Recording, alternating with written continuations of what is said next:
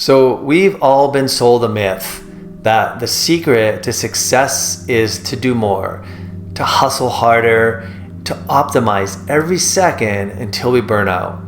But I want you to stop wasting energy because there's a little yoga secret to doing less but achieving more. And I'm not talking about another productivity hack, but rather an ancient principle for efficiency and to reclaim your energy, your focus, and your peace.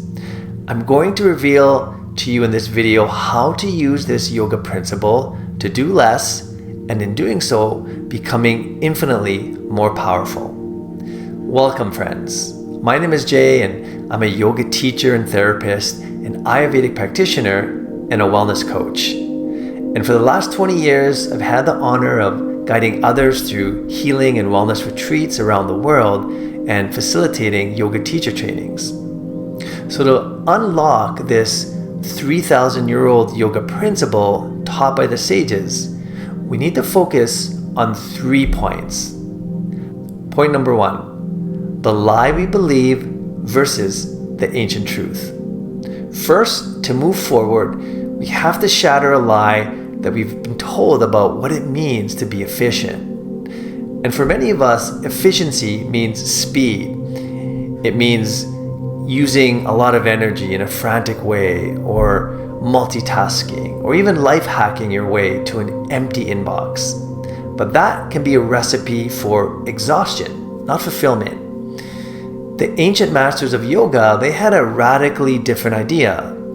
In one of the world's most epic stories, the Bhagavad Gita, we meet the warrior Prince Arjuna. We find him frozen on the battlefield, paralyzed by doubt and overwhelmed, unable to act and fight. The advice he received from the divine isn't to fight harder or give more energy. It's a single revolutionary phrase. In Sanskrit, it's Yogah, karmasu, kaushalam. This doesn't mean yoga is to give more or to do more tasks. It means that yoga is skill in action. And that's exactly what Arjuna does on the battlefield. He fights with focus, presence, and his attention to honing in on his most developed skills. It's the difference between a frantic woodchopper hacking away with a dull axe and a master who sharpens their blade first and then chops with precision. One is exhausting and ineffective, and the other achieves the goal with precision and often with more power and that sense of calm and peace. So, now what does skill and action truly look like? Well, that brings us to point number 2. Remove the unnecessary. This is about doing what needs to be done with clarity and focus, without wasting mental and emotional energy on the unnecessary. You see, years ago, I was rushing through my yoga teacher training assignments, trying to fit them in between work, socializing, and teaching classes. I was overwhelmed, distracted, and frustrated. One day, my teacher quietly watched me scramble to prepare for a practice. Then she said, "Jay, you're pouring water into a cracked pot, and until you fix the cracks, it will never fill, no matter how fast you pour." At first, I didn't get it. Then she explained that my cracks were inefficiencies, doing things twice because I didn't focus the first time, switching tasks midstream, or holding on to unimportant details that cluttered my mind. She told me that efficiency is about sealing the cracks so your energy flows fully into what matters. And that lesson stayed with me. You see, this is part of acting skillfully.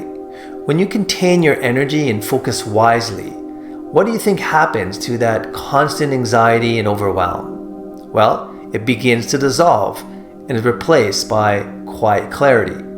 You know what needs to be done and you trust yourself to do it.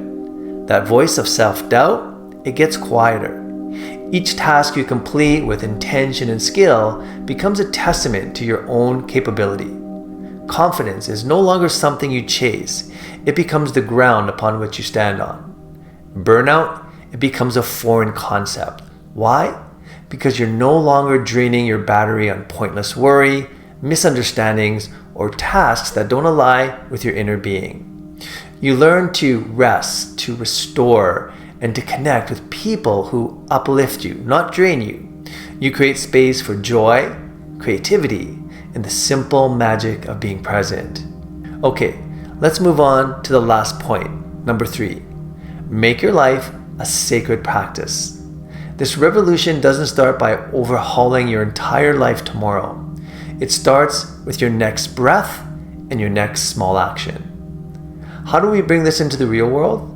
Well, we practice real yoga, which means to yoke, find union in a true, skillful, and authentic connection in everything we do. Skill in action transforms every moment of your life into a spiritual practice, your sadhana. Doing the dishes? That's a moving meditation. Feel the warm water, see the soapy bubbles, perform the task with steady focus and care. In a tense meeting, clear communication becomes your practice, so you can speak truth with kindness. Listen without planning a response. You can save immense emotional energy.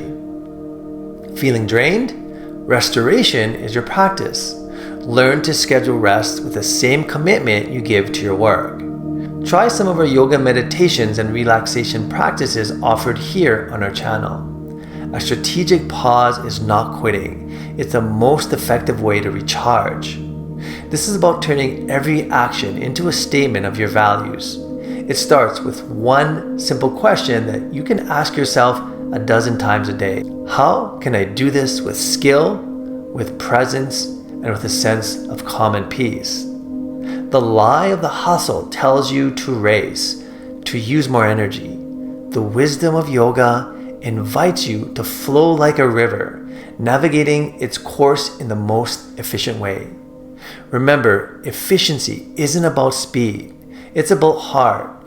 It's about doing what truly matters with skill, with ease, and with a deep sense of purpose. You already have all the energy you need. You just have to stop wasting it. This principle and path isn't about perfection.